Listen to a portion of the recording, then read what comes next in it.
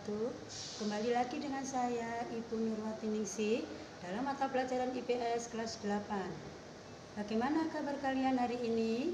Ibu harap kalian belajar di rumah dengan tetap semangat ya. Kali ini materi yang akan Ibu paparkan materi mengenai interaksi antar negara-negara ASEAN. Bagaimana? Kalian sudah siap mengikuti pembelajaran kita kali ini? Baik, mari kita saksikan tayangan video berikut ini.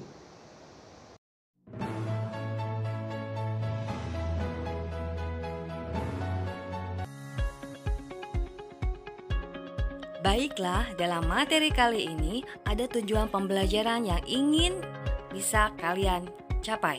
Yang pertama, siswa mampu mendeskripsikan faktor pendukung dan penghambat kerjasama negara anggota ASEAN. Yang kedua, siswa mampu menguraikan bentuk-bentuk kerjasama sosial politik, budaya, pendidikan, dan perkembangannya.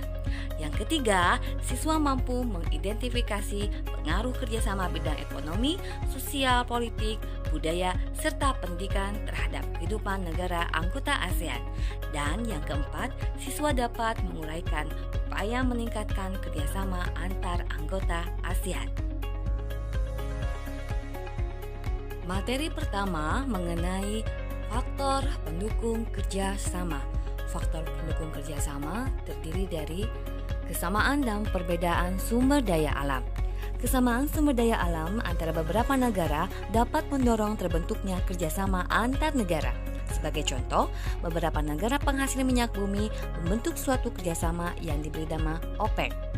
Perbedaan sumber daya bisa mempengaruhi kerjasama. Misalnya, perbedaan sumber daya pangan di setiap negara ASEAN juga melahirkan kerjasama. Indonesia mengekspor hasil pertanian ke Singapura dan Indonesia juga mengimpor beras dari Myanmar dan Thailand untuk memenuhi kebutuhan hidupnya. Faktor yang kedua, kesamaan dan perbedaan wilayah atau posisi geografis. Karena kesamaan letak geografis, beberapa negara di suatu kawasan pada umumnya mengadakan kerjasama untuk menjaga stabilitas dan keamanan negara. Sebagaimana kita ketahui bahwa secara iklim, mayoritas negara kawasan Asia Tenggara beriklim tropis. Berikutnya, mengenai faktor penghambat kerjasama Asia Tenggara. Yang pertama, adanya perbedaan ideologi. Namun, faktanya saat ini hampir tidak ada negara ASEAN yang menutup diri dari kerjasama antar negara. Yang kedua, adanya konflik dan peperangan. Kondisi konflik dan peperangan yang terjadi di dalam negeri maupun antara negara mengganggu stabilitas negaranya sehingga akan menghambat kerjasama. Yang ketiga adalah kebijakan protektif. Suatu negara yang menerapkan kebijakan yang bertujuan melindungi kepentingan dalam negeri dan meningkatkan daya saing tentunya akan berdampak pada pengaruh hubungan antar negara sehingga menghambat kerjasama yang harmonis. Dan yang ketiga, adanya perbedaan kepentingan tiap-tiap negara, yang mana setiap negara memiliki kepentingan yang berbeda. Kita lanjut pada bentuk kerjasama. Bentuk kerjasama anggota ASEAN ada beberapa bidang. Pertama, mengenai kerjasama ekonomi. Para pemimpin ASEAN sepakat membentuk sebuah pasar tunggal di kawasan Asia Tenggara pada akhir tahun 2015. Kesepakatan ini dilakukan agar daya saing ASEAN meningkat serta bisa menyaingi Tiongkok dan India untuk menarik investasi asing. Penanaman modal asing di wilayah ini sangat dibutuhkan untuk memperluas lapangan pekerjaan dan meningkatkan kesejahteraan. Pasar tunggal ini disebut dengan istilah masyarakat ekonomi ASEAN.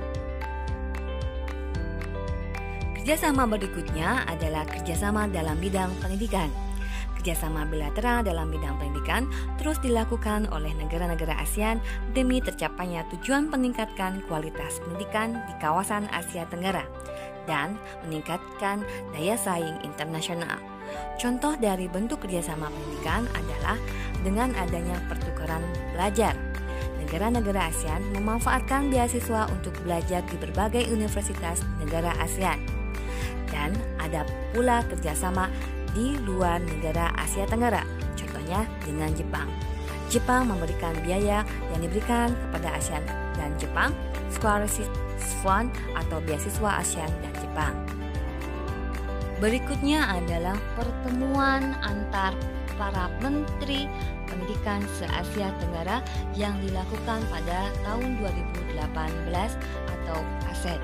Di sini juga dilaksanakannya ASEAN Council of Teacher Convention di Sanur Denpasar, yang mana bertemakan pada profesionalisme guru untuk meningkatkan kualitas pendidikan dan kemanusiaan. Pada pertemuan ini hadir organisasi guru dari Indonesia, Brunei Darussalam, Malaysia, Filipina, Singapura, Thailand, Vietnam, serta Korea Selatan. ASEAN juga menyelenggarakan Asian School Games Malaysia tahun 2018, di mana acara ini merupakan penyelenggaraan olahraga games antar sekolah yang ada di kawasan Asia Tenggara. Bentuk kerjasama lainnya adalah bentuk kerjasama politik dan keamanan. Kerjasama ini menyepakati adanya ZOFAN atau Traktat Persahabatan dan Kerjasama Treaty of Amity and Cooperation in Southeast Asia, dan juga kawasan bebas senjata nuklir di Asia Tenggara atau Treaty of Southeast Asian Nuclear Weapon Free Zone. Bentuk kerjasama selanjutnya adalah dalam bidang budaya dan olahraga.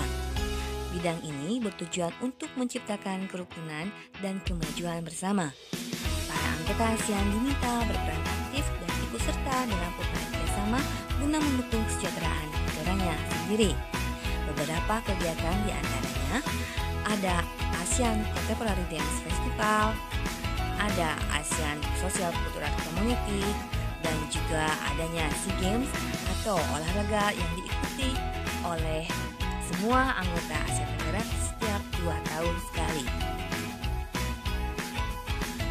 Bagaimana pengaruh kerjasama? Ada beberapa pengaruh kerjasama, diantaranya dalam bidang ekonomi.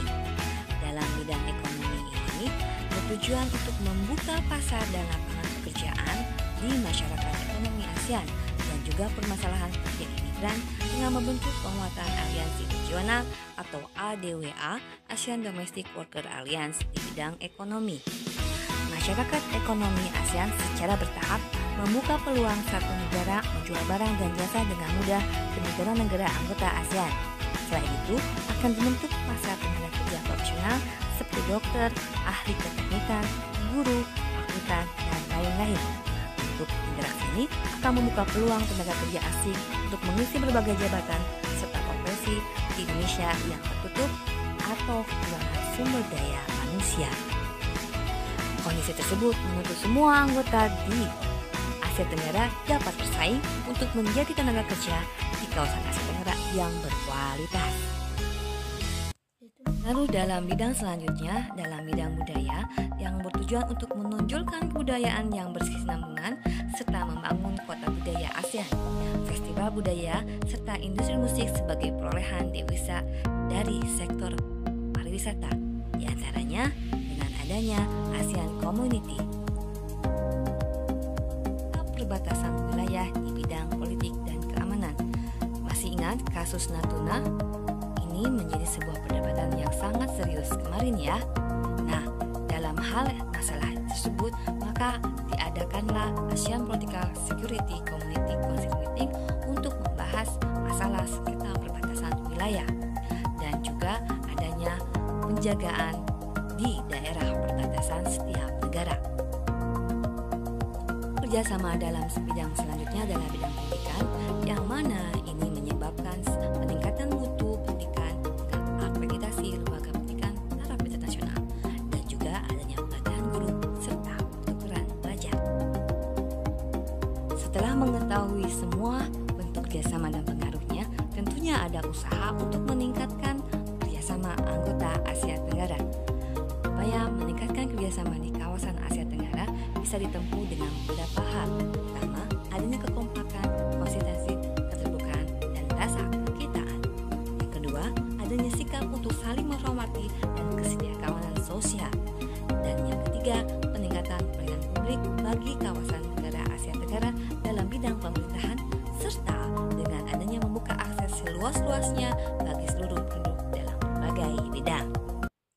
Bagaimana pemaparan dari video pembelajaran kali ini? Ibu harap kalian bisa memahami video pembelajaran tersebut dengan baik. Sampai jumpa di pemaparan materi selanjutnya. Assalamualaikum warahmatullahi wabarakatuh.